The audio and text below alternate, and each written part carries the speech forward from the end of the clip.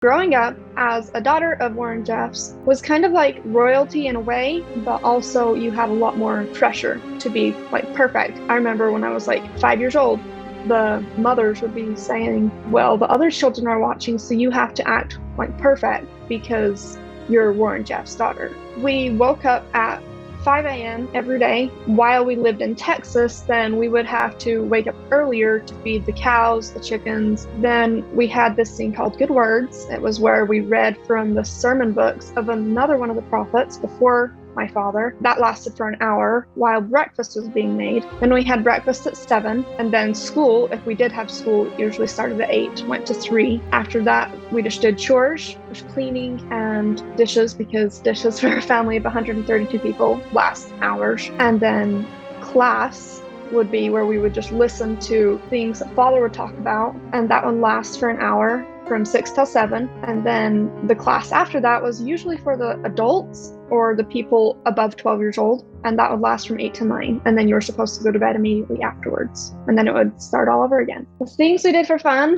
is basically just play in the mud. It got a lot more narrow. Like, we used to be able to play tag and like a couple games like that, but then when Father told us that we couldn't play games anymore, then it kind of got a lot more narrowed down to just little things that we had to learn to enjoy. So personally, I feel like he got more strict because he felt like he was losing power. I'm not really sure. I was just kind of in the middle of all of it, and the messages or letters that he would send from prison just got a lot more strict over time. I think honestly it was just fun for him, because when he would take families apart, pull fathers away, or take the mothers and children apart, for years at a time, it wouldn't really benefit him other than make the people scared of him. Basically, the only reason that Father got powerful in the first place was fear. So my father went to prison when I was 3.5 years old, I think. He went to prison for as an accomplice. He some 12-year-old girls that he married. He had several wives that were like under the age of 18, like a lot of them. He went to prison in 2006. So yeah, that was when I was 3 years old. So my mom is the 8th wife, and she was barely 19 when she was married, so she wasn't one of the child brides. So I was never presented as someone being like a young girl, but I was told to prepare for marriage when I was like right before I turned 12, I think. And it was by some of the people who had been married to Father when they were 12. They were told to believe that it was like a good experience or whatever. And maybe some of it was, maybe like the new world or getting to see all these new people. Maybe that was cool. But it wasn't until after I left till I found out who Father was planning on for me to get married to. And it was my sister Rachel's husband. So basically all the men who married girls that were from the Jeffs family were the highest families up, like they meant the most to the FLDS. So I have a couple of sisters that are married to like this one man, and most of them had children by him, except like the youngest. She was married around 15, I think. She didn't have kids by him, I'm assuming because he was put in prison. All the girls starting to be prepared for marriage, like very young, all of our lives. But I don't think that Father really decided who I was going to marry until I was around 15 or something. So I was going to be married to one of my sister's husbands. The reason it didn't ever happen is probably because we left like right after they found that out. But honestly, if I was to be married to anybody in the FLDS, he wouldn't be a bad choice because he was a very kind dad. He wasn't like one of the very abusive ones. So there's that. I was 15 years old the day that Mom told me that basically everything I ever knew was a lie, that my father wasn't the prophet, wasn't like the God, he wasn't on a pedestal like we put him on. It kind of just all hit me in the face. She's like, I'm just going to tell you something, you need to hear it. We were out on a drive, and I was just like, oh my gosh, what is it? Like, did someone die? She just said, basically your whole life, you've been told stuff that is not true. Your father is actually like this criminal. And it kind of just all hit me at once. And I just sat there in my seat and just stared to the road. And then I just burst into tears. We just cried together for a couple of hours. It was really emotional. And it took probably like a couple of years to like get all into my head. I would go through my mind like at night and just sit there, is this real? Like, am I really this age? Am I really his daughter? Like, am I really mom's child? So my mom and me were not together most of my life because she was the caretaker of like 5 other girls, and my caretaker was a different mother that was in charge of me and 2 other girls. I personally got to be with my mom every day at 3 p.m. for 1 hour. That was about it until father would like take us apart for a couple of years, bring us back together. Most of the time when she walked in the door, I didn't know who it was because we were like apart for so long. I was like, who's that? Like, that's your mother. So the reason that I can think of is why we were listening to my father when he was still in prison, like after he was put in prison, is through fear, through brainwash. We just believed. Some people didn't, some people questioned, and they were immediately sent away. So when you're sent away, then usually you go to a place where you live alone, all by yourself. The only contact you have with other humans, or are supposed to have with other humans, is the people who bring you groceries like once a month. And sometimes they would forget to bring you groceries, so you basically just starve. Being sent away can last like years, months, sometimes days, weeks, just whenever father remembered that you were alive. I wasn't that close to him, but he did send me a lot of messages. I feel like I was as close to him as a lot of the other girls or children. I became one of the least favorites very quickly in my family. Even after I had went into public high school, right after my mom spilled everything to me, that like everything was a lie. I didn't even know how sex worked. I just knew that you got married and then you had children. So I figured it was just through kissing. But so I didn't know it was. My mom explained that to me a lot later. So my father's in prison for life plus 25 years. Basically, after he was put in prison, nothing happened. Things just went on as usual. He did appoint like the first presidency to kind of make sure everything was carried out that he gave us permission to do or told us to do, like all the messages and everything. And then he put these people called guiding elders, who were usually his brothers. You would have to get approval from them before you did anything or sent a package, simple things like that. So currently the church is still going on. There's a lot less people because more people have realized that it's just BS and have left, but it's still going on. We went into hiding, my mom and I, right after the raid because father told us that the Gentiles, or normal people that weren't part of the FLDS, were trying to kill us and would possibly kill us if they got us. So after we went into hiding, we lived in hiding for 13 years roughly until we were kicked out, or father told my mother that she was sent away forever because she committed adultery or did like those things with me, which is just insane. And I didn't even know what adultery meant. So father had me sit and listen to the message that he gave her, which was quite dark. And then that sent her away forever.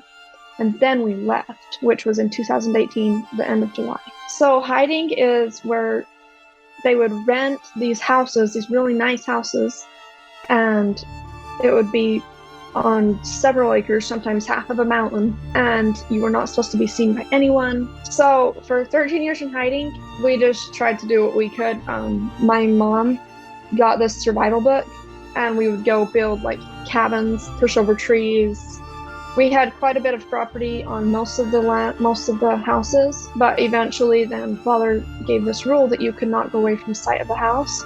So it made that a lot harder. After we left, and we're trying to get used to the normal world, when anyone would ding the doorbell or anything, we would just go hide under the bed. It was like an immediate reaction. So me and my mom finally left when she felt like father was just hurting us, his kids, like her kids. Father had already sent Wendell away, my older brother, when he was 14 years old to just live on his own, and mom was really mad about that. So she wrote to father and said, I don't want you to talk to my kids anymore. Like, you're just hurting them, you're ruining their lives, you're making it like we've made a life for ourselves now and you want us to ruin it for you. So she said, I won't do it anymore. A couple months later, then that's when we left. So being a part of the Gentile world, it was really strange. And I was excited. I was really excited, but I was terrified.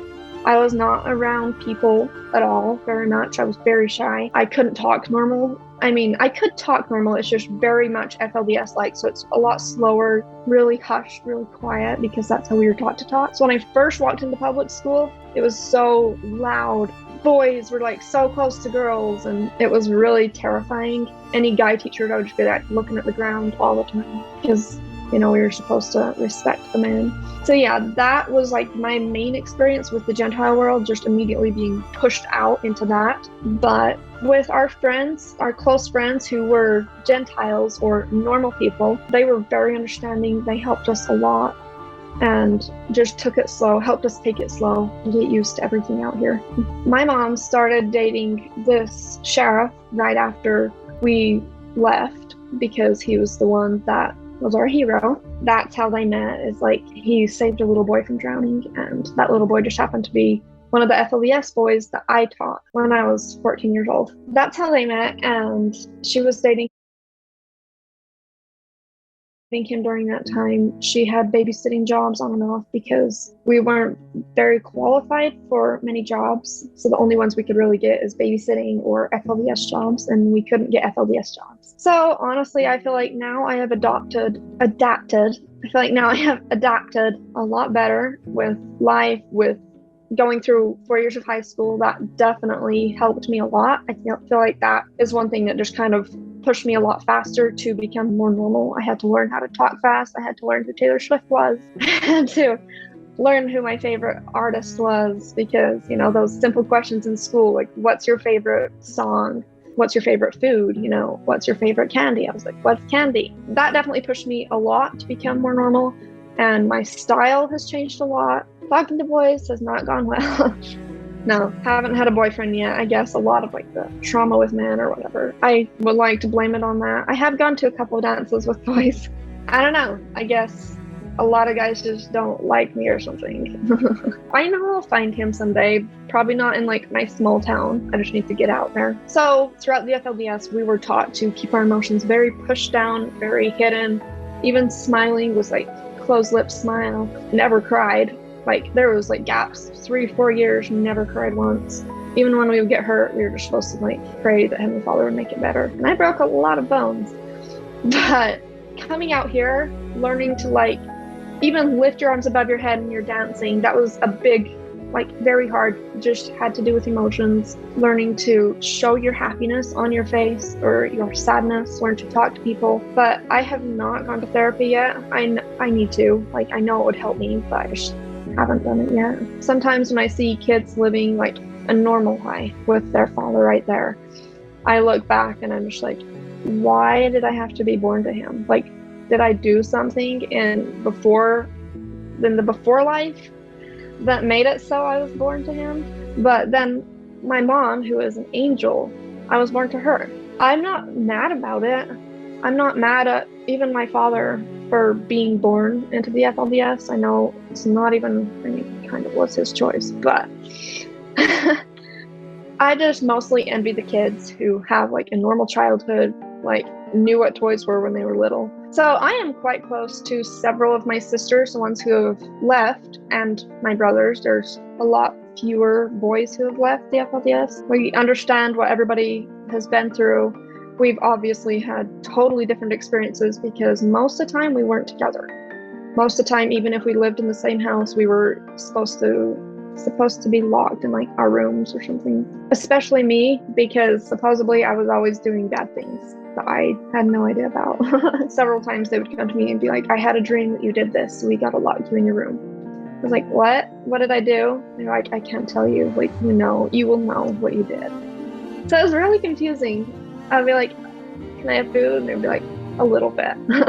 Father would give us messages and he would be like, girls, like, all of you girls are like doing immoral things. Like, so all we could think of is, are we doing it in our sleep? So you would just lay awake, like pinch yourself to stay awake so that you wouldn't do these bad things.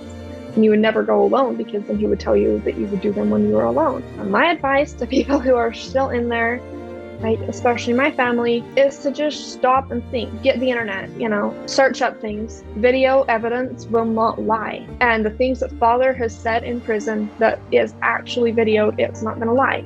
And how Father has told us to not have the internet because of those very reasons. And people who are thinking of joining, don't do it. Literally just think. And if you're a woman, all your rights will be taken away. So don't join. The prophet would just pick who you were going to marry. You could be 13 years old, marry a 92-year-old man. It was crazy. I always just prayed that I wouldn't marry someone that I couldn't have children with.